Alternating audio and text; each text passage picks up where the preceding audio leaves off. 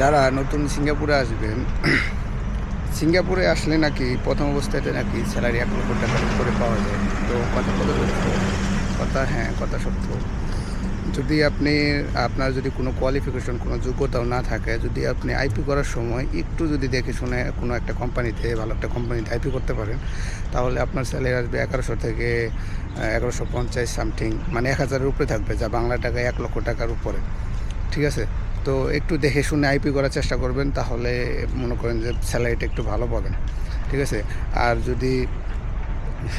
যদি আপনার যদি কোনো লোকজন বা কেউ যদি না থাকে, আইপি করার মতো যদি কেউ না থাকে, যদি আপনার কপাল ক্রমে যদি আপনার কোনো খারাপ কোনো কোম্পানিতেও পড়ে, তারপরেও কোনো টেনশন করবেন না। কারণ সিঙ্গাপুরে যদি আপনি সবচাইতে একটা নিম্নমানের একটা কোম্পানিতেও যদি মানে আপনার আইপি হয় বা আসেন, সেক্ষেত্রে আপনার সর্বনিম্ন বেতন আসবে মনে করেন যে 70,000 টাকা। সর্বনিম্ন বেতনও যদি আসে আপনার 70,000 টাকা সামথিং আসবে।